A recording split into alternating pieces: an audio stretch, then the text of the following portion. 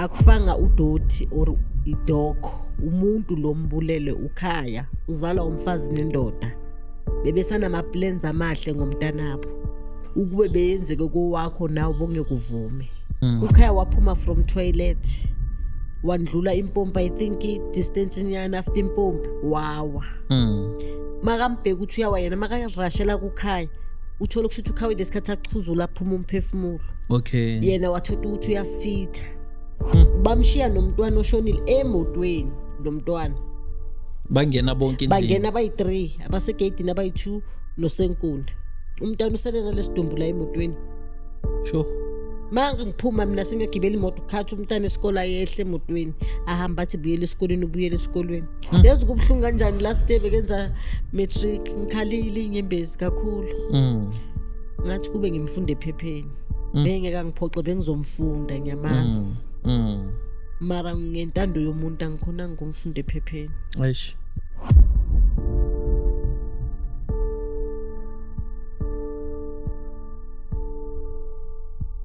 Hello and welcome back to the Hope Revolution podcast. My name is Mrado and let's get together and do this again. This is one of those platforms where we introspect, we listen, we support, we encourage, and we reach out and we touch base. Really, I think today's episode is quite inspirational and it's encouraging. It's going to be a part 2 of another episode that we have shot initially in the beginning, if you remember, Mama Gakaya. Who had come initially to share her story. I'm going to link the part 1 to that story to the description below, but I'll also just throw a picture here so that you guys can see what we are continuing from. So if you don't have context of part 1, rather go and watch that episode and then come through and continue with this one. If you want to see whether you've been spotlighted, check on the comments below. We're going to throw your handle there if you comment, like, share, or do whatever it is that you do so that we can see you. Why? Because we love to, engage. We love to, talk to each other and sort of make sense of these stories that we're getting from this platform. If you want to see yourself here, sitting with me, opening up to our community, please don't hesitate to contact us on the number that's being showed here on the side. Without wasting time, let's jump into today's episode. Ngikhona ngiyabonga kakhulu ukuthi you decided to come back again to continue sharing on the lessons that you have since learned ever since our last episode. Mhlambe umama ngizothi, for those who don't know you, ngizothi umama ubani wakuphi? Umama uNonhlanhla Buthelezi uhlala eZola North. Okay, siyabonga. I think you came here last time and you shared a heartbreaking story with us. I wanted to just touch base in terms of ukuthi ever since you came through, asqale ngalaba babulukele and the people around you, what was the response? Mhlambe kulaba baqale babona bakubona laphana on the episode, what was the response? Maybe buya kuwe bakhuluma nawe after they'd seen you. Uqala kwesophi bathashile kakhulu. Kakhulu umphakathi waseZola. Ngoba abaningi bayizwe sebeyizwa ngoBut Gray afaka ku Facebook. Okay. Bakhathi babuyela ke kuba kubheka istory, omunye abuza ukuthi hayibo ikuphi lento mina ngayiboni ikhulunywa ngani, ababachazela ukuthi hambani ku Revolution podcast nicheke lapha istory sisobaye ke bacheke babuye bakhulume. Okay. Ngizobonga kubo kakhulu.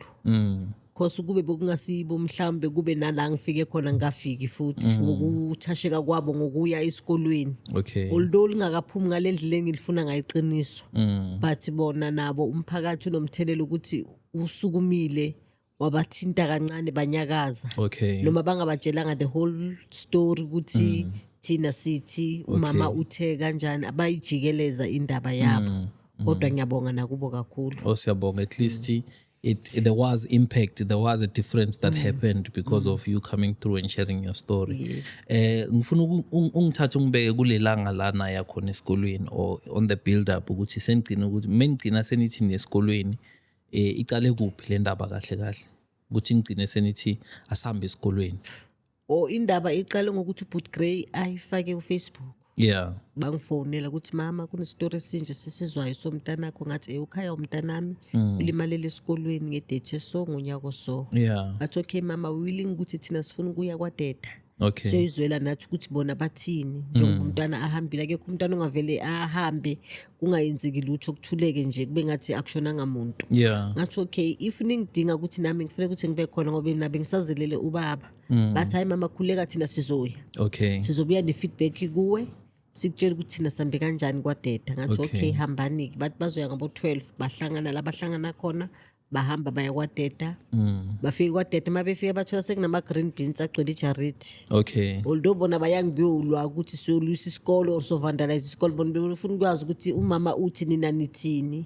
Okay kwagcine kukhulunywa ngathi kwangena abantu abayi-4 mangizwa Okay. balalela bangeniswa phakathi bathi kuzongena nina ningasi-videorize ningasiyenzela ama-voice note if amafoni ayacishwa. Kwangena laba bangenile-ke babatshela le story ababatshela sona mase Okay. bebuya kimi back bathi mama sicela usichazele ngencwadi le bathi umntwana uyibhalile. Ngithina no bokuyi-obituary yesikolo bokuyi-homework abamphe yona Thursday azoshona yena ngoLwesihlanu. Okay. So bathi isima kanjani ngithi hayi bokuyi-homework yesikolo hayi ukuthi bekezibhalele yena beyiphuma from esikolweni bathi thina masilalela lapha yabe sizwa ngathi inkulumo ithi umntwana bekefuna ucommit suicide. Ngithi ayikho kanjalo bokuyi-homework yabo. Okay. Yes kanti So yena bona uzoshona Friday. bakhombisa ukuthi umntana bakeneyinhloso zokuthi ufuna ukuthatha impilo yakhe Yes. nabo ufakazi. Yes Okay. ngale obituary le abayishoyo ukuthi kuyi-homework yesikolo. Okay hayi babuye ngibachazela istory bathi hayi mama siyakuzwa kodwa bona ngendlela bayichaza ngayo bayichaza ngale ndlela ngathi hayi-ke angazi-ke why but ime kanje but ukuthi-ke according bona njengoba bayikhulumiswa ukuthi owefamily yethu akekho bokwabantu bokuhamba kuphela bebelaphaya. Okay. Babomkhulu bekengekho nami bengekho nobusiwe bekengekho umuntu ongathi khona ukuthi athi benganjalo ngoba Okay. yinje that's why babapha leso story si-wrong because ngapha kwefamily bokungenamuntu okhona olalele. Okay. So mina ngamangala ngoba lesikhathi siye kuleyo SGB bathi bayasebenza abantu be-SGB abatholakali. Ngathi okay ngathi noma bayi-4 cause ngifuna ukubuza ukuthi if ngifuna ukuclosure ngomntanami ngenza kanjani bathi bayasebenza but that day ngamangala ampur iclass beligcwele SGB. Ngabuza ngathi kushuthi bonke labantu balove emsebenzini. On that day. That day baya umphakathi uyakhona SGB yayigcwele iningi lapha ngaze ngabuza ngathi kanti ngoba bebethe iyasebenza njengoba bagcwele bonke kushuthi balovile namhlanje emsebenzini. Ukuthi bebathola ama-tip off ukuthi kahle kahle iy'nhlelo zenu zihamba kanjani. uGrey beke ngazange ayifihlwa ayifaka nje uFacebook ukuthi sizohlangana kuphi kuyiwa kuphi because bongasinto efihlwayo. Ngiyabona abazwima bezwa bona batshela laba batshelayo basebenza khona edata ke ukuthi ayingedate so bathi bayohlasela edata and bebengeke ngiyohlasela. Befuna ukukwazi ukuthi kwenzakaleni ngomntwana kuphela. Yeah. Njengoba sebegcwalisa ama-green beans agcwele isikolo sonke ukuthi azobavimba ukuthi bangangeni angazi ngaliphi. Kusho ukuthi vele bebaredi. And SGB leyo ngamangala mina ukuthi iza kanjani ibe khona kanti abasebenzi nangoba baye during the week. Kimi bathi iyasebenza mangicela. Yo. Phela kuba ngifikanga ngaze ngafika la mhlambe lo beyizohindlisha ngendlela yayo Ngendlela different. ukuthi bona thina sihindlisha kanje ama case aso Yeah. but bahluleka ukuza kimi mara mase bethiwa wozani naba abantu bayeza sebephuma ngobuningi bayakhona. And then indaba yakhona le yaphethwa njani nje kule meeting Kuphi district lesikhathi mebeya lapha esikolweni. phela baphuma nalokho kwathiwa ke bathi bona okay sina sayo kumama so Okay. muphi feedback esinisitshela yona ukuthi nisitshela iphi feedback beza bafika endlini bangibuza ngabachazela ngathi mina postmortem engiphethe naye yenza udokotela bayibheka lo postmortem ngathi kodwa le enye yiyo le bathi kumele iphumeke esalindiwe Okay. le ngakaphumi ababhizi nayo ke le forensic. So i-postmortem enitholile bebathi kwenze njani ngayo. Udoctor ushilo wathi utholakala shayiwe umntwana. Okay. So ukuthi udoctor zange ayenze J88 yokuthi ushayiwe la nala because bathena seyilo imfonela bathi ukumaternity. Okay. Uzothi nakabuya ku-maternity abhale ukuthi mina ngibone la nala Yeah. ukushayeka kwakhe. Okay. And then ayibuyisele kuphi e-district. E-district. Yes. So manje ngiyakuzwa manje musuthi bekunganamuntu ozohala lento bayishoyo because ayihlangani ayihlangani nama-report ka-doctor ukuthi umntana nithi uzibulele ngaphezu kwaloko sekashayiwe. Yenziwa okay fine leyo yokushawa siyayibona nithe nina meniqala nibona ukuthi umntana ulimele nayenzani nawo baze kumbuzo naye kimi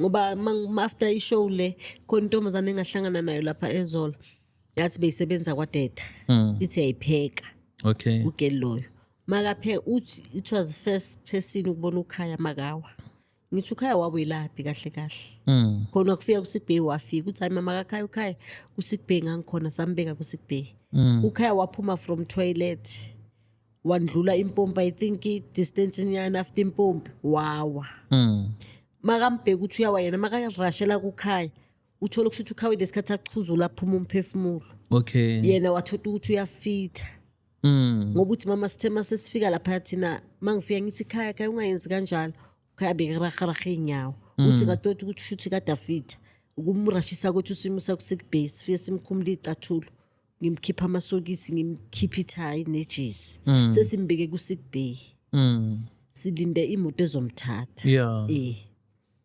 ngithi manje wena uthi wambona kwenzeka ngapha uNhlanhla bathi uyo wabona makwenzeka uthi mina ukuthi azange ngisakhumbula ngamemeza uNhlanhla na ngoba ngamkuka noSambulu kumusa kuSigbhey I think ngamemeza uNhlanhla ukuthi uNhlanhla wozongibambisana ngomntwana uyawo uthi maka ufuthi uthi angazi ukuthi into ayingikhiphe ekitchen mangiza ngaphandle ngiyambona lo mntwana oza uthi ngisabhe ukuthi wenzani endlula impompi nje kancane ulawele khona wow kusho ukuthi mayenzakala lento le bese kaqedile le nabothisha sikeceda ukumshaya uthisha shuthi wangena etoilet makaphuma yabo bekegeza ubuso ngaphandle aceda ugeza ubuso empompini leyo distance ayihambile it was enough for yena wow kwaphela kanjalo sure because nabefika na eSigbhey lo mem lo owathi kuye wathi angavala amehlo wathi angayenzini zonke le story kadazisho vela akasekho ukhaya ngoba bathi kunomama osebenza khona owathi makeza bathaze nengubo azombathisa I thought ukuthi mhlambe naye njengomuntu omdala beke sebona ukuthi akusekho umuntu but ukuthi mhlambe ke ngafuna ukubakhombisa ukuthi na into so seyenzakele ulapho ke yabona usenkunena ngiyabonga ukuthi athathe ithambo lamalithe kimbheki mhlambe kube ungasusenkuni bebezomgubhela esikolweni bamfihle ngingazi so lokho ngithi umntana waphuma esikolweni akabuyanga ngoba so yena ngokuvuma kwakhe ukuthi angene emotweni yakhe naye ngiyabonga ngalokho wangenzela into enkulu ngoba bengengazi ukuthi kwenzakaleni bengengazi next and kuno anti kakhaya usebenza esikolweni kwaye bengabiza anti wakhe kuthi hayibo woza ntombo nangumuntu umntanakho yenzakala so azange bambiza uzwe after school ukuthi ukhaya kasekho umntana sike session khathi ezwa yena kodwa usebenza lapha esikolweni mara lokhu kuzwe after school ngithi kanti waye bengabizanga wena ngoba ukhona okay maka baba bathi bafonele mina bangitholanga waye bangazanga kuwe because akekho ongazi ukuthi wena uanti kakhaya usebenza la buzobona ukuthi wenza kanjani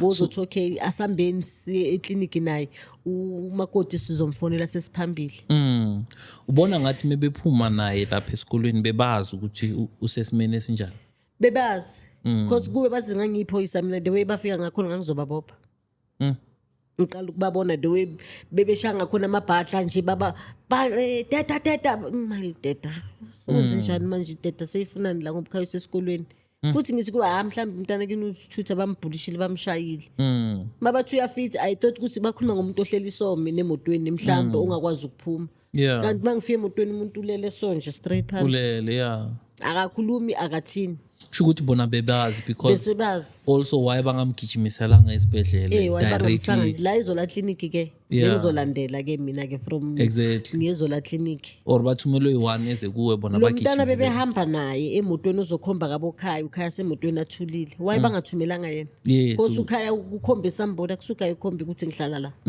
ngoba mangifika emotweni mina kwehla umfana ongaka ofunda nokhaya badlala naye ibhola okay uyo wehlile wathi sinaka bokhaya bamshiya nomntwana oshonile emotweni nomntwana bangena bonke endlini bangena bayi3 abasegate nabayi2 nosenkunda umntwana uselela lesidumbu la emotweni sure manje ngiphuma mina sengiyogibela imoto khathi umntwana esikole yehle emotweni ahamba athi buyele esikolweni uyabona itrauma engaka emntaneni umntwana uhleli lapho nama ngithi angazi ukuthi ushonile naye umntwana akazi ukuthi mhlawumbe ukhaya uzoba right or right but obviously mose uyibona later iyabuya le ukuthi bahlalisa umntwana bamshiya emotweni kanjalo because bebefuna nje yokhomba kabokhaya uprincipal ugcina tshela bona athi icase ise court ngathi mina ngikaze sifike court akho case esecourt uthi case kuyiphi court ubani owake wabizwa kwathiwe kuyiwe court for le case angikhumbuli mina umama kakhaya ngihlelile ngingazi-ke ngoba bona banamanga mhlambe-ke baziyele bodwa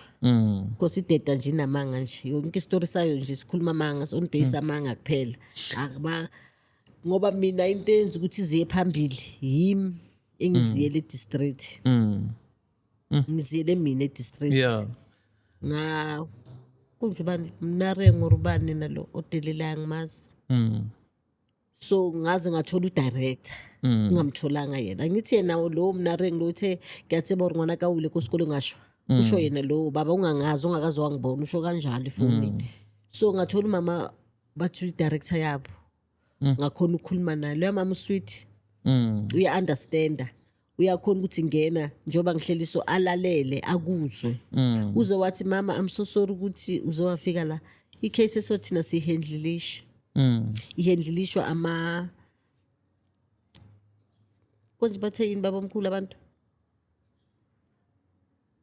uzokhumbula ihandlilishwa ilabo bantu labo akumele bayihandlilisha hayibona kune department yakhona okay ngathi okay mama wathi hayi mina kumanje ngindlulisela phambili nama ngizokuyiphatha le case izophathwa yibo labo bantu labo ngathi okay mama ngiyabonga what from manje uzofonelwa yibo okay khulume nabo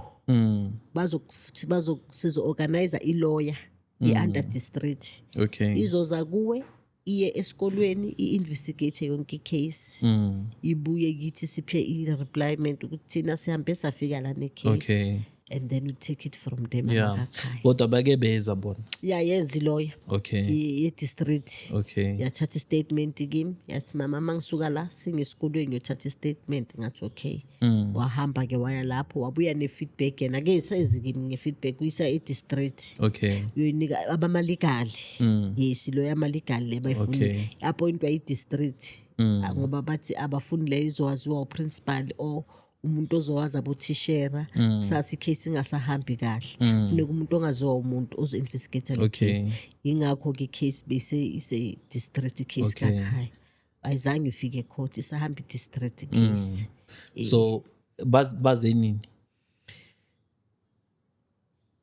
baze after 2 weeks ngisuka la okay yes because ungifonele director wathi manje mama ekhaya u10 ekseni siyohlangana e-district siyo-appointa i-lawyer ezoza kuwe okay ngathi okay baya ba-appointa lo baba loyo-ke I think kwaphela 2 weeks futhi weza lo baba wazohandlisha i-case-ke wangibuza ukhona ifamily bokhona ne-lawyer nobaba omkhulu nami noma nomntanami sahlala ukuthi nami la ngikhohlwa khona mabekhumbula ukuthi nala sayenza so yakhulunywa ke case babhala i-statement into engayifuni amanga wale case ukuthi bazothi mina ngathi umntwana wafika aphila wayengazange akhulume nami angithi kuba ngikho la ngoba bekezothi ukuthi hayi mama ngishayiwe hayi mama nguyile kubhlungu la kubhlunga la ebephila akuphi kule statement ba refer to i-statement mina nje iphoyisa langibuza ukuthi umntwana kunokugula ukuphi ukugula beke nako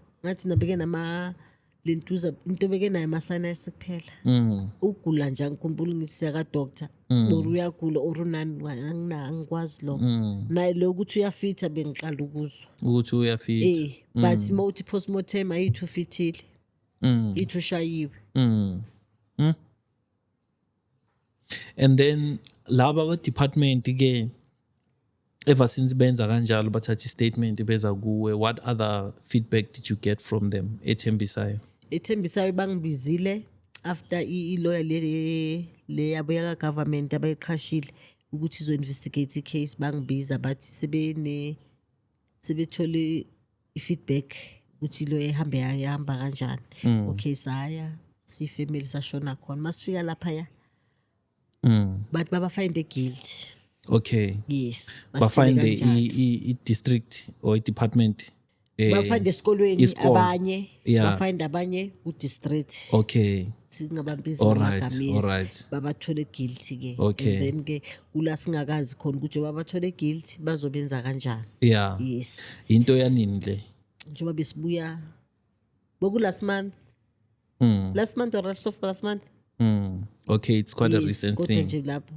besibuye district basitshela ukuba bafind guilt. Okay, so chaza ukuthi kusuka lapho kuya phambili kumele ni expect ini nina from Lo here. basathe basamele udoctor lo wase forensic Okay. azobhala ukuthi umntwana bekeshayeke la Okay. nala All right. limala kwakhe bokunjani. Okay. But bayakhuluma nayo doctor. Bamthu. Lawyer leya communicate no doctor leya district. Okay. Yes, yasho yathisa ku maternity leave ayikabuyi. Okay. Izothi mayibuya ku maternity leave bese iyabenzela. All right. Bekengazi ukuthi this thing is a case engaka. Yes, yena nje kusho ukuthi uthe makavula wabona lokho akubonayo wabhala nje ukuthi ngibona ukuthi ulimele. Okay. No, at least there's some light. And ngiyabonga ukuthi uphinde wabuya futhi to sort of put pressure futhi kule ndaba ukuthi ayiqhubeke asiyilwe lento le until sithola. Abekho abanye abake bahlangabezana neindaba mhlawumbe ezihambelana nendaba yakho lapha eDeda abayibaza kuwe or baphumela sobala after bakubona uzela. Bekabazile cause into engayizwa nje ukuthi abeza nje abanye abazali bathi babiziwe abantwana babesenza matric njengabokhaya bathi bacela ukuthi abantwana babo banga testify against case kakhaya because bazomema court kanjalo and bangayenzi nalento ukuthi justice for khaya bathi babizelwe lokho ngathi mina yenzani ukubona ukuthi ku right for nini angithi mina ngilolu umntana mangeke aphinda akhulume nina mabasho kanjani manibona nani ku right yini ukuthi kusasa ngeke kufica umntana wakho can do it. Exactly. Because namhlanje umntana wami kusasa umntana wakho. Yes. Yena lo uthi ngeke umtestifyele kuyafana because izobuya ngawe kusasa. Because yasho kahle lo yathi uma ngabe abantwana bakhuluma abazukuya ecourt just bafuna istatement. Okay. Mina ngine voice note yomntana wesikolo the way ayichaza indaba yenzeka ngakhona. Sure. Wangithumelela ukuthi mama ekhaya kwenzeka kanje. Ngiya kubo ngifuna ba confess bona. Uthi mama siyavuma sikwenze uthisho thiza ukwenzile. That's why ngize ngasho district ngathi ngicela ningihlanganise nalo mem akangichazela ukuthi ukhaya bekemone kuphi kuze kufinyelele ukuthi asathatha umphefumulo womntana mangichazela mhlambe ngimbona ngizoxola. Bona balita abantwana sebakhulumile. Dala bayifihla bona indaba mina ngine voice note yomntana esikolo. Sure. I-diary yami yakakhaya beyisele ku mistress ngine number ka mem lo shaya ukhaya wabhala inamba yakhe la. Lo abamfihlayo. Sure. Ukuthi mekeceda lo thisha ukhaya waye banke le diary kakhaya ngiyabona ukuthi mayibhala le number abhala nokuthi memndebele abhala inamba yakhe la ukuthi mhlambe ngizophamisa ifoni bengifonela umuntu engazi ukuthi kwenzakalani kanti angifoni nje uyo umuntu ubulala umntana wami ushaya umntana wami. Sure. I-feedback emaphoyiseni ithini? Azange phinde ngikhulume nephoyisa mina iphoyisa bese likhuluma nelawyer yase district. Okay. Because ngoba ilawyer le internet yami ithe iyayo yofuna i-statement esabhalwa first day makwenzeka wamtshela ukuthi ama photocopy awasebenzi. Safela kanjalo ukuthi athole statement lo wami kodwa lo we government uthe makaya ke wamprintela sonke statement sokuthi naye from the first babhale bathi wamupha ke yena lo wami beke ngakamniki ke singa angazi ngoba communicator kwabo ukuthi ba communicate kanjani. Yeah. Eish. Umunye umuntu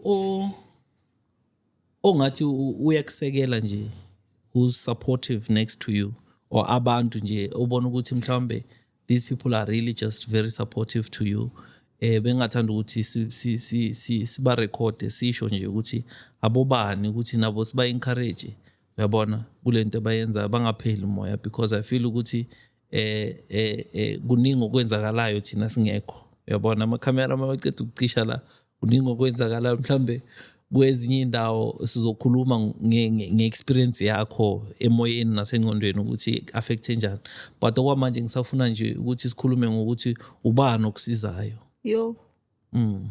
Yabona baba omkhulu. Ngicela uNkulunkulu angigcinele yena. Kuba kusuye kuba ngikho la. Kuba kusuye nje othi mama kakhaya ngima nawe. Uvala ispace somyeni wami ngathi ukhona. Ngoba noma ngithi baba omkhulu siya kuphi asambe mama ekhaya. Mama ekhaya ungakhohlwa ukuthi sikwenzile ukuthi asikakakwenzi asambe soyenza ukuthi ngila uye. kuwo konke ukhona next to mina. Yeah. No, Bangayithathi siyambonga. kabi ukuthi ufuna ukuthi ngibe umkakhe ula for ubhuti wakhe. Yes. Yebo. Yes. Ula ukuthi angeseke noma ngiphamisa ifoni noma ubani isikhathi uyangisiza. Siyabonga kakhulu. Siyabonga ngicela kakhulu. ngigcinele yena. Yeah. Ngisho noma Siyabonga ngihleli ngithi baba kakhaya Yeah. ngicela naye ningamsusi nespeed njengawe udojile yena nike nimyeka aphile kuningi samela ngilungisele emhlabeni Yeah. kuningi samela ngenzele kona. Eish. Mangicala ngithi baba omkhulu uyasabela ukhona noma semsebe yabona mhlawumbe semsebe kodwa uyeke konke. Yeah. Nakumkakhe ngiyabonga ngoba akasho ukuthi hayi awuyi hayi wayilibele usiza umama kakhaya nomkakhe uthi hayi hamba Yeah. hamba mina mamba umsiza naye ngiyabonga lapha khona umkakhe Siyabonga. ukuthi umvulele iminyango ukuthi hayi bo umsize phela ungamyekelela ayi1. Siyabonga. Ngiyazama ngiphethe yena konke kuhamba kahle. Kuhamba kahle ene kuyalunga. kuyalunga. Yeah, bayabona ukuthi anipheli moya. Manje bayaqala bayahlela ukuthi hayi. Lenye into mawuwe nje ufuna ukuthi uzihloniphe noma umuntu azokwazi ukukuhlonipha. Yeah. No, siyabonga. Ungathi ngoba hayi akasekhubani sengenza whatever ngithandayo umazi umhlonipha ukuthi usase ubaba wekhaya la uhleli khona. Yeah. Kanjalo konke naye uzokwenzela ngendlela eright. Siyabonga. Whatever uyidingayo uzokupha isupport ayo Yeah. into oyidingayo. No, siyabonga bamkhulu. Usekayi example ke kwabanye abahlehlela emuva igameko ezinjeme ezenzakala abanye banokuthi reverse kancane uthola ukuthi abasavakasha kusafunwa akekho umuntu onendaba nanokuthi la ekhaya kwenzakalana. So siyabonga kakhulu bamkhulu makasethi example because wenzele iexample nalabo abancane ukuthi siwumndeni phela. Njengoba siyamadoda kanje angeke umntana wasendlini wasejardini alimale thina sithule. So into nathi ukuthi mubheka thina abancane sithatha iconfidence lapho ukuthi hayi ubaba akasekho kodwa uba umkhuluma khona mhlambe kuzolunga. So siyambonga kakhulu. Phela ngoba futhi ngesikhathi angithi nokubona ukuthi makhamba umyeni wakhe abantu bonke bahlehlela emuva kakhulu ungabusazi mawuthi uyakulo awusancikeki nakuthi kodwa yena zange from Siyabonga. day 1 ehamba. Yeah. Ngangithwele naye umthwalo ngaze ngaqeda nomkakhe siwuthwele saze saqeda namanje abanyekeleli akathi hayi wona sothandezola wawulibela uthi ubheka umama kakhaya kanjalo ngumkakhe makathi ngisawubheka ekhaya hamba. Yeah. No, siyabonga Babulise kakhulu. ekhaya, yebo, hayi. Siyabonga. Uyangipha support kakhulu. And then i-support, the illegal support uyitholayo okwamanje injani? Because ngiyazi ukuthi abantu abaningi aba-afford ukuthi bangaba nama-lawyer a-consistent akhona ngendlela yokuthi ijwayelekile. So that's where these institutions win because bayazi ukuthi thina asina-defense basically because kukhuluma imali. I-legal representation yakhonayo njengamanje injani muyibheka from the moment yonke lento miqala? Bona bayasupporta ngaleyo ndlela bayenza ngayo because since ngiqalile nabo this journey angakathwala ubunzima kakhulu. Hayi siyabonga. Yabona hayi usangisupporta kakhulu noma ngithi uyayenza uyangipha ne-feedback kodwa akakaze akhuluma ukuthi hayi sengiyakhathala endleleni Yeah. mina ngibona sifiki la siyakhona mina sengiyayeka ithi nginaka amanye ama-case Yeah. ngifuna lazo ngipha imali angibhadala azange since kuphila ubaba siyibambile Yeah. babuze wahamba emhlabeni naye alibela next to mina angisiza kanjalo akaphela umoya No, siyabonga. ngoba naye kakhulu. akutholayo mama bheka kuphi ufula ngisendele efonini ngibheke nami bonile ngisendile ukuthi bathumeleni okay mama bathumele lokho okay ngizobafonela ngibuza ukuthi ithini into yabo Siyabonga. mabona. I feel ukuthi mhlawumbe nabo simele siba spotlight in a way but hayi siyabonga ukuthi kunabantu abasanomusa nothando lokuthi ngamsiza umunye umuntu nanoma kuukuthi mhlawumbe indlela eyaphambili ayibonakali kahle kodwa ukuba khona kwami nokukhombisa ukucina kule ndaba esikuyo yikho okusinika amandla ukuthi sichubeke silwe. So siyababonga nabo kakhulu. Asikhulume manje ngendaba ukuthi wena unjani emoyeni engqondweni unjani angithi uzile before buyile nje lo yiyo mhlawumbe uzoyichaza nayo kodwa what's the difference between the person you were and the person you are now? Yo mina akakashintshi next as long akatholi lento engifuna iqiniso yabo mayesengeza la phambili akhulume ngizophola kakhulu ngizophola nokulala ngizolala sometimes ngiyalala ngoba kuyalala kodwa ingqondo ingekho lapho. Yeah. Angakabi happy ngale ndlela ngifuna ihambe ngakhona this case. Okay. Mangathola nje kuthiwa nangu and then umthetho udlala indima yabo. Uzokhona nokuphumula mhlambe naye la khona uzoresta. Nobabakhe uzokhona ukulala phumula ukuthi hayi umkami ulo wazofika la. So yindlela mina engifisayo. Yeah. That's it nje for my son. No, Because siyabonga. angeke avuka namhlanje athi bangenze so angeke. Yimi manje umlomo wakhe akanawo umunye umlomo ozovuka ukukhuluma lokuthi ngibonge nje uyabo le director womama ngiyabonga angagcini kumama kakhaya nakomunye ofikayo angayi kulo baba aye ku director lo mama umama owazi ukuthi ukuzala into enjani so umunye umuntu okhuluma ngoba into ingakaze yamvelela usho whatever ifunayo ezocomforta yena so wena khohle ukuthi wena ukuziphi icathulo ulimele kangakanani mina ngilimele bafethu Eish. mina ngabhala incwadi ngokulimala kwami umuntu angangiboni ngihleli lathi hayi upholile angipholanga just ukuthi yimi ngoba ngisitshe ukuthi angifuni into ingidrekele down ukuthi ngize ngijike ibhedlela ngoba noma ngalala esibhedlela angeke babuye understand kulahlekelwa abantu abayithiwa bathandayo Eish. kubhlungu kabi Yeah. ungayiphila impilo kodwa uyiphile ngamanga because khona abantu abashoda elifini yakho abangeke uphinde uthi mababuye ba replaceeka angeke ba replaceeke and angeke uzothi uzoba replace ngobani Yeah. kunesikhala nje sabo esilabo yithu ukuthi kuba ukhona baba kakhaya ukuba ukhona ukhaya uyayibona kuba khona leyo ukuthi kube bakhona nje empilweni yami why bahambile wayibona Eish. why konke kwenzeke kimi uyabona ngibe nalo mbuzo yonke impendulo zakhona ngizitholi It's too much. Ubudlelwane bakho noNkulunkulu bunjani? abo uNkulunkulu uthe makhamba baba kakhaya bese ngimbona ngathi akekho ngithi 2022 ngihleli ngithi ngiyacounta ngithi 2024 kanti uphi lo uNkulunkulu why mina konke kulahlela ngapha futhi yonke lemiza akayiboni walibela akhetha la kimi ngithi ngiyazifuna manje ukuthi why konke okay ukhaya ungizumile nangomunye futhi uyangizuma naye why kimi konke kulahlekela ngapha kanti lemizi yonke khona ezola kasayiboni Uvakashe endaweni uvakashe endaweni eyiwani ezithema bengitshela I remember first day ngiseSeptember mabethu babakha ushoneni ngathi again mina ekhoneni ngaba naleyo nto ngathi why mina ngibuyela kulela khona ngaze ngalibona ukwalibona usesibhedlela kodwa uzibonela sohleli khona ngathi sengibuyela kulela khona again Eish. sometimes ngifuna ukuscreama ngathi yabo thina sibhekene nesimetri ngifuna ngathi ngangena lapha ya ihlahleni nje just scream khipe lento mhlambe mangiyi-1 izophuma because manginomuntu noma ngihleli nomuntu ahamba ngisale ngiyi-1 ngifila ukuthi ngathi ngascreama manje just shout ukuthi kuphume nje lobuhlungu angazi ukuthi buyaphuma or buzoyenzani kodwa ngifile ngathi ngaphuma kunento efuna ukuphumela sometimes ngihle uthole ngithi hayi thathi class ngiphuza amanzi ngithi hayi buyabhlento manje okwamanje uhlala wedwa nginondodakazi nomzukulu okay at least banokukhipha isizungunyana laba abancane mara nginokubashiya nabo ngibe yi-1 edining room sometime ngizifune nje ngiyi-1 bakhona yebo ngiyababona kodwa ngiphinde ngifuna ukuhlala ngapha ngiyi-1 nje ngibe nemibuzo yami nje njengomama nje ngiphinde thingekele ukubalisa mana phume ngime ngaphandle ngizobona nje umuntu odlule sometimes ngisuke endlini ngiyejabulani mall ngeenyawo ngifuna ukushaya umoya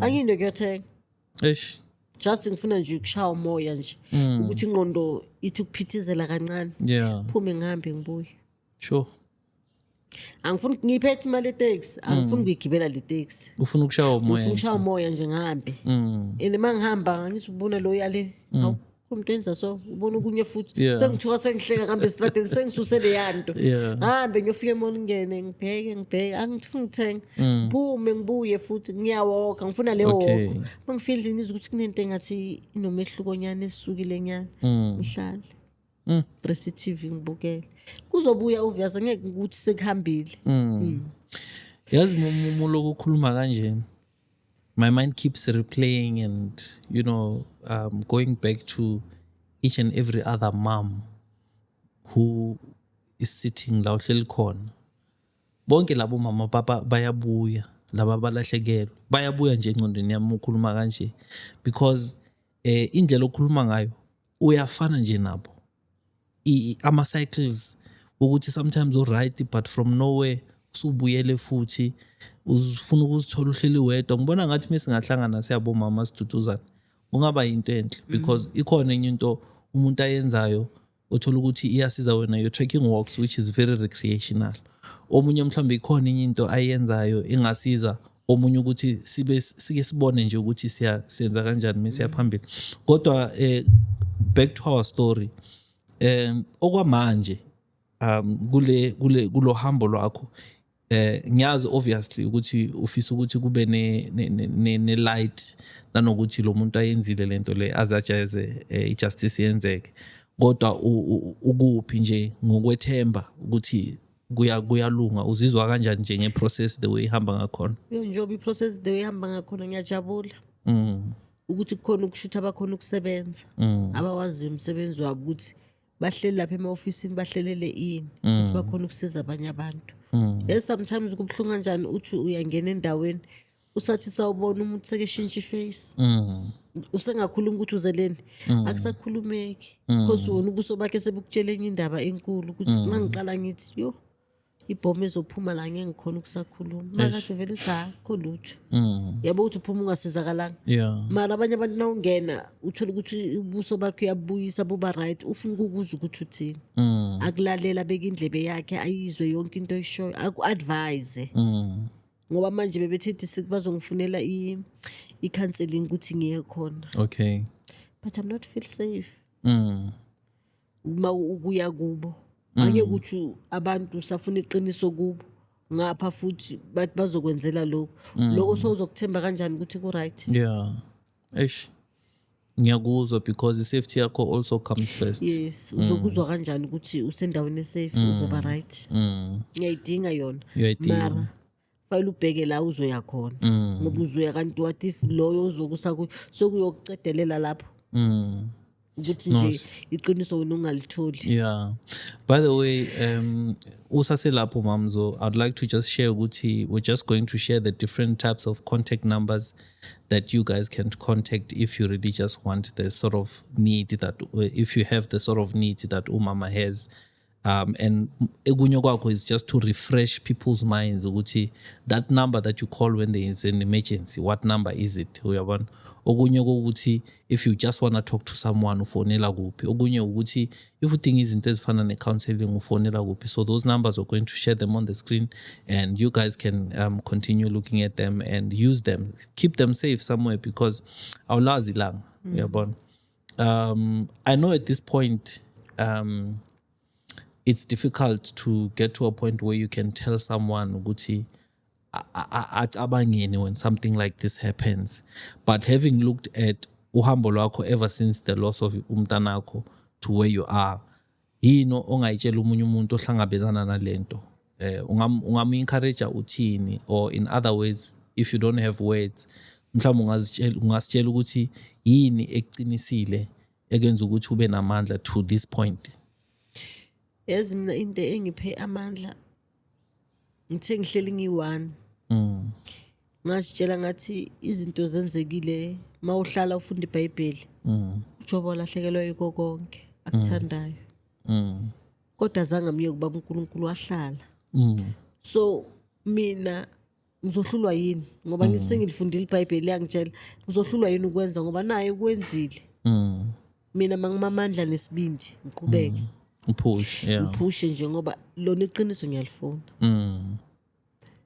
Umnyama kubomvu ngamanye umuntu makaba kafuni ngalabulale mina lapho mhlawumbe baba omkhulu naye uzothi hayi sengiyasaba sekuze kwafela umama kakhaya sengiyahlehlela emuva ngisachube nami bazongibulala uyayibona. Kodwa kuhle kwazi iqiniso ngoba somehow when uyaphola manje njalo ube ne question mark.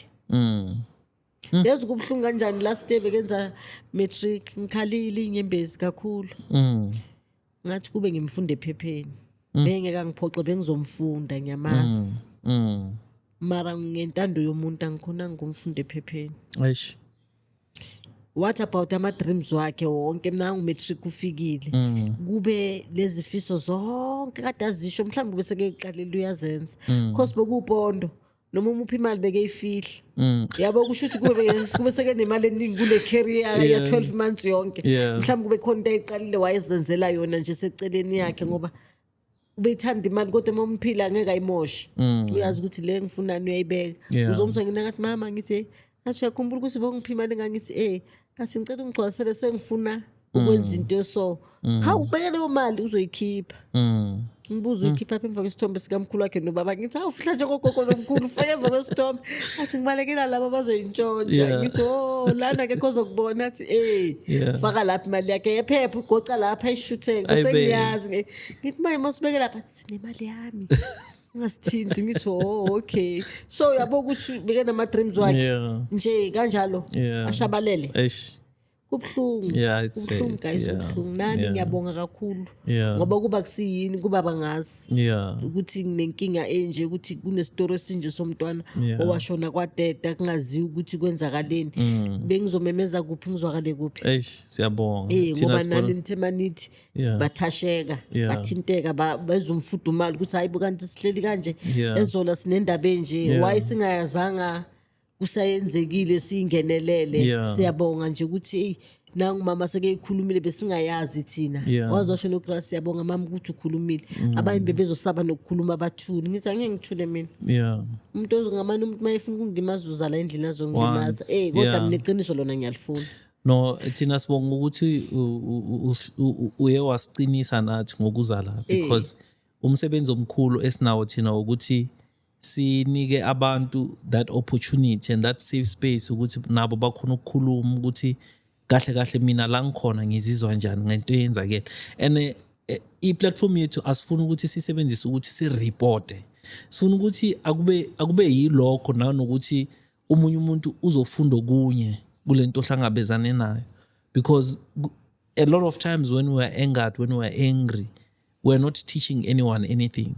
Kodwa when you start sharing genuinely from the bottom of your heart and you tshela abantu ukuthi mina into enzakalayo 999 ngila uthola ukuthi ukhona umuntu osizakalayo somewhere omunye uthola ukuthi umama uhleli uhlangabezane nalento ohlangane na baningi abomama esiye sakhuluma nabo ngemva kokuthi wena uze uyabona kokunye kwakhona uthola ukuthi mina ngengcondo nangomoya angikakabi ready for lawo ma story because wa heavy uyabona kodwa ukuthi babone wena babe nentshisakalo yokuthi hayi nami ngiyaphakama because umama uhlangabe nami ngilahlekelwe so mangabe umama khona ukuma ngendlela mengayo mina ngihlulwa yini so I think mina ithi ngibonge on behalf of our community ukuthi uze waba umuntu okhona uku-encourage abanye ukuthi basukume bayenze something ngoba uhlalanga la ukhona futhi usasenentshisakalo ukuthi angakabi right uyabona so it's a good example that's why ngithe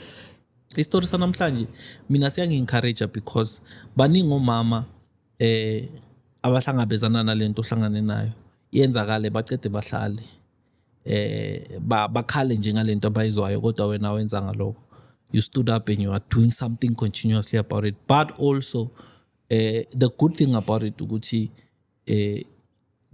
kune light kunomnyakazo for a change. There's an episode where umama says ngiyabona ukuthi kuyenzakalani ngiyabona ukuthi siyaphina nalento and manje ngeke ngisa relaxa because sesiyafika la sifuna ukuya khona and it's a beautiful experience. Mina ngiyabonga kakhulu nanoma soze wahamba wafika la uya khona ububuye usitshela ukuthi kuhamba kanjani mina into engasifundisa ngabatshela ngabeka amafutho wabo la ngathi mamelana ngithandiseko tizami ibhlungu mara ngifuna ukusifundisa into ewani ukukhala ngeke ngiphinde ngikhale waye ngizojabulisa umuntu ukuthi fake kuphuma inyembezi zami ngisinhliziyo yami ibhlungu anikho ngeke ngiphinde nginibone okay mina ngiyaunderstand wena ugulile lo yena usidojile mara na ungidojile ngoba ukugula kwakho kimi bese ngikubona njengomuntu opholile kanti wena uyazi ukuthi ama plans akho noNkulunkulu imaphi ngathi kodwa nje ukukhipha inyembezi angisafuni ngifuna ukulwa lempi manje ngingasakhali ngikhalile ningizwile mangikhala ngoba nabo ngiyabatshela-ke mina futhi mase ngisendlini ngathi ngikhuluma nabani ngithi hayi bo phela nathula nathi uyasixoxeni hawu kuningi ngikhumbulile ngihlale la ngiyababeka mina wena ungatoti ukuthi ngiyahla ende mina the more ngikhuluma the more ngizwa ukuthi ngiyahileka somewhere okay bo futhi mawuzothi mama kakhaya I'm happy ngiyajabula ngifuna ukuthi angisafuni ukusebenzisa igama elithi khaya uzobuhlungu kula ngijabula khona ukuthi at least uyarecognize ukuthi konje bekunokhaya igama akakumakhamba negama lakhe alisasebenzi mina ngizwa happy uyayibona lonto leyo mara ngasifundisa into engathi ukukhala no more angifuni ukuphinde ngikhiphe inyembezi emehlweni nami mangizwa ukuthi kubuhlungu mangibabeke la ngikhulume nabo sixoxe ngizokhuluma mina bona bazolalela ngendlebe kamoya mina ngizobatshela engufisayo ukuthi ngifisa so bantu ngithi ningishiye la ngiyangithanda ngithi ngibhekeni phela asilweni singisalwa lempeso ngincediseni phela ningathuli nje nani nithi thina sesihambile sikobandayo uzosala ubona ukuthi nobaba omkhulu nimenza phole angifuni ukuzwa ukuthi uyagula nabo silwimpe engakanani wena uhambile uyishiyile khaya wena uyihambele nabo ngowashiya ke lo ngisele naye masiqhubeke naye batshela ngithi hayi ukhala ngisafuna khalile indlebe inyembezi zami zizwakele manje mangizwa ubuhlungu let me take a walk ushawa umoya ukuthi ngishawa umoya lapho ngisuke ngasekho right ngihamba nje impela ngafika noma kuphi ngazizwa ukuthi ngifikile futhi ngifuna ukushayisa lento umoya ngihambe ngibuye futhi ngithiwa sekungibuye ngithi hawu hamba ngabuye sengiwa ngithi hambi bangilide ngase ngabuye uzwe ukuthi angikhathelanga ngifuna ukuthi ngimoreke ngikhatheka ngithi mangikhathala ngiyathi mangena endlini ngithela amanzi ngiyageza ngiyalala ngizwe ukuthi kusathi do something enye ngathi ngaklina or whatever ngifuna ngizovela ngihlisa ama-curtains ngenza ukuthi ingqondo angithi bebhizi mawasha focus kulento yenzayo mara mangizohlala so ngizogcina ngisesibhedlela no iqiniso because nenhliziyo angayitholanga ngihambile bathi hayi ubulawe yi-stress bese over the way uyibambe ngakhona nje bambe kanjalo ungapheli moya ngiyambona uNkulunkulu ohambeni lakho I'm really very inspired ngale ndlela oyiphethe inhliziyo yami engqondweni yami manje ngizelwa ilento yokuthi I'd like to make an event for all of you nihlangane nibokhuluma indaba zenu because kuningi ningakukhuluma ninodwa mangabe mhlawumbe say if you agree with me on that part please drop a comment in the comment section. This is for all the moms who are aggrieved. This is all the moms who have lost a very important part of themselves and who feel ukuthi they really just want to get together and talk about life currently and how they're going through what they're going through. But I will only do this if you guys comment in the comment section. If you don't comment, then I'm gonna leave it lying. So I feel ukuthi izosiza kakhulu. Because bakhona abanye who are in a different stage of grief, who are really struggling. Bakhona abanye ukuthi sebandlulile inyembezi baseyindaweni ukuthi manje sengiredi ukuthi ngingaqhubeka nalento engifuna ukuyenza manje. So asizaneni asihlanganeni. Drop me a comment in the comment section. I'm going to call this event Leap because I'm urging you to take a leap of faith and dare to do something different rather than cry, rather than sit in your corner, or rather than dive deeper into your grief. So take a leap of faith and come and meet abanye abomama. Uzoza ukuthi bona how are they coping with what they're going through. Mama, I think leli ithuba lakho lokuthi mhlawumbe uvale indaba yakho. If you want to tell anyone anything lapha kamereni mhlawumbe you want to encourage them, or you want to restore them, or you want to say whatever it is that you want to say, or naloyo owenze le nto le mangabu ubukele naye, what do you want to say to them? Ngicela uyivale uyigoce kahle. Into engizoyicela ngicela ukubonga kakhulu ithuba la namhlanje ukuthi ngikhona ukufika la ukuthi ngizonipha isitori sesibili icase kakhaya. Ngicela uzwa bethi ningamsebenzisi into mayingasho ngomama kakhaya kusiyiyo. And ngiyacela memndebele lapho khona whatever Natal or whatever la awukube nonembeza ukuthwale nje sakho isono nje uvume nje kube kanye umama kakhaya ngabibi ngikhona ungena yonke leminyango uke ushisa ke mangabe umama uzele lo ngenilanga kuyokuthinta uzowazi ukuthi ngalenza icala elinje mina sobhekana nami manje women to women angifaka oseceleni, angifaka ubani. Ngikhuluma mina nawe njengoba uzongilalela la, makabe uzovula abo-YouTube bakho, ngiyakucela. Akufanga udoti or idog, umuntu lo mbulele ukhaya, uzala umfazi nendoda. Bebesanama-plans amahle ngomntanabo. Ukube beyenzeke kowakho nawe bongekuvume. Awuke nawe uzithwale nje uthi esengizwile. Awukhathali ukuthi njalo mangikhona la khona kuthiwa igama lakho or isibongo sakho ngazi. Awukutsipeke nje uhambe uthi manje sekuyisikhathi sokuthi mina ngiyokhuluma iqiniso. Oza kumama kakhaya. Uzosho mama kakhaya ngizocela uxolo kwenze ku1 2 3 4 bengazi ukuthi izozifike la. Angithi uzokhuluma nomunye umfazi nawe self. Ngicela nje ukuthi ungenzele lo musa lapho ukhona ukuthi ukuphi angifuni ukwazi wena ngifuna ukubona uza kabo ekhaya uzocela uxolo kuphela uxolise and then kukhulunywe into idlule ngoba ukuxolisa kwakho kuzopholisa mina noma ngeke asabuya yena back mara ukuza kwakho ukuza uzosho ukuthi ngamenza 1 2 3 khosa angeke ashayeke akeke avela ayithatha induku ayishaye bese ayashona into engeke iziyenzeke leyo. Ngiyacela nani nabomama enivelelwa inkinga ezinje ningahlali ningathuli because mawuthula uzogcina uyethuneni isikhathi sakho singakafiki ngoba uvalele wonke udodo omubi enhlizweni yakho. Sukuma mawumama uzwa ubhlungu sukuma miningi iminyango ongayivula usizakale. Bomama masingahlalini abantu bathatha advantage ngathi ukuthi thina siyahlala siyathula sibe lesikhala njalo imicamelo yethu ilala imanzi manje isikhathi sokuthi sisukume bomama silwela abantwana bethu abangeke basavuka bazikhulumele thina sikhona for bona. Ngiyanicela bomama base South Africa wonke umhlaba jikelele ozwa ukuthi uzwe ubhlungu ngomntanakhe asabukhuluma yisisikhathi lesi sukuma uyithintithe ufuna indlela yokusizakala noma kule Hope Revolution esikuyo ubheka inamba phansi ufone nakhona uzosizakala ukuze uphole. Ngiyabonga. Siyabonga kakhulu mama. Mina ngeke ngisawungeza. Ngiyabonga nje the way we beka ngakhona it's very clear. And I think going back to our community, thank you so much guys for joining us and listening to us as we were deliberating concerning this issue. Ngiyathemba ukuthi abaningi benu can relate to what umama is saying because many of you still have not received justice for whatever it is that has happened to you. But umama now usapusha usalwa because she believes in the fact that she deserves that justice and it's not going to be handed over on a silver platter. She's on her feet and she's being the first example. She's being the first ambassador to the fight. And I'm really so grateful to know her and know that she's got a fighting spirit just the way she does. I'd like to also encourage you sitting at home, if you feel that you are ready now to come through and share what you have learned.